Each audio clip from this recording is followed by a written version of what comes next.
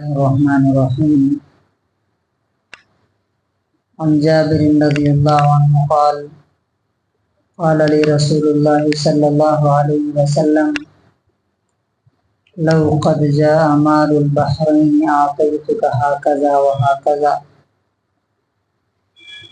Film يجئ مال البحرين حتى قبض النبي صلى الله عليه وسلم إلى آخر الحديث متفق عليه۔ یہ بخاری اور مسلم دونوں کی حدیث ہے۔ بخاری میں 2296 حضرت جابر رضی اللہ تعالیٰ عنہ کہتے ہیں کہ قال علی رسول اللہ صلی اللہ علیہ وسلم، اللہ کے رسول صلی اللہ علیہ وسلم نے مجھ سے کہا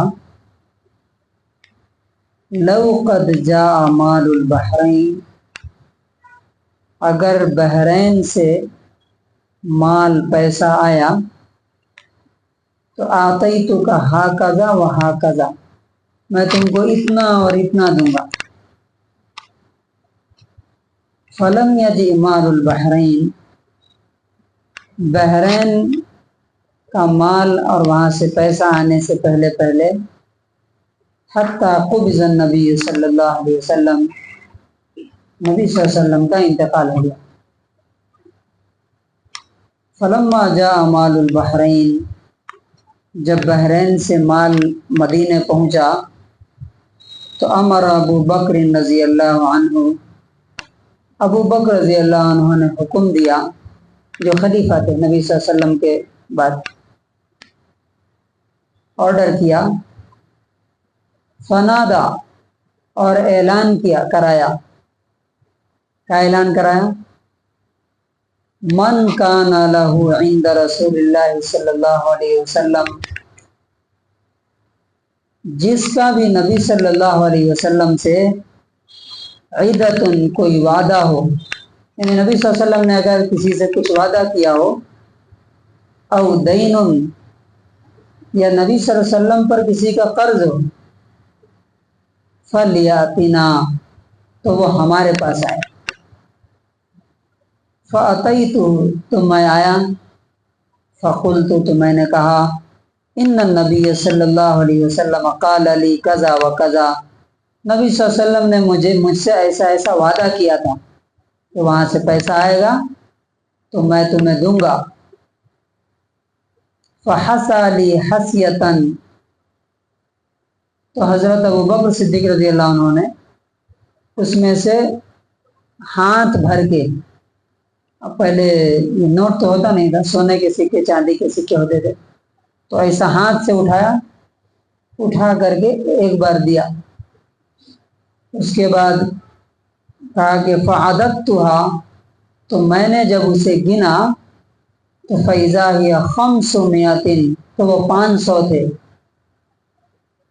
فقال علی، پھر مجھ سے کہا خذ مثلیہا، اتنا اور تم اس میں سے لے لو، یعنی 500 اگر ہے، 500 درہم یا 500 دینار، تو چونکہ نبی صلی اللہ علیہ وسلم نے 3 بار بولا تھا کہ اتنا اتنا اتنا دوں گا، تو حضرت ابو بکر صدیق رضی اللہ عنہ نے اتنا ہی ان کو دیا۔ اس سے کیا پتہ چلتا ہے یہ حدیث سے کہ اگر کوئی ذمہ دار، کسی جماعت کا سربراہ، کوئی امیر کوئی وعدہ کرتا ہے تو اس کے بعد سے جو اس جگہ پر آئے، اس پر بھی وہ وعدہ کیا ہوتا ہے، اس وعدے کا پورا کرنا لازم ہوتا ہے۔ اگر نہیں ہوتا تو حضرت ابو بکر رضی اللہ عنہ اعلان نہیں کراتے اور وہ وعدے کا پاس نہیں کرتے۔ اسی طرح سے اگر کسی باپ پر یا ماں پر کوئی قرضہ ہے یا کسی سے وعدہ کیا ہے تو اس کا فرض کرنا کس پر ضروری ہے؟ اس کو پورا کرنا کس پر فرض ہے؟ بچوں پر۔ اسی لیے آپ دیکھیں کہ جنازے میں اعلان ہوتا ہے کہ اگر ہمارے باپ پر یا والدہ پر کسی کا کوئی حق ہے یا کوئی وعدہ ہے تو آگے ہم سے لے لیں۔ تو کنکلوژن اور خلاصہ کیا ہے کہ وعدہ پورا کرنے کی جو اہمیت ہے وہ اس حدیث سے سمجھ میں آتی ہے۔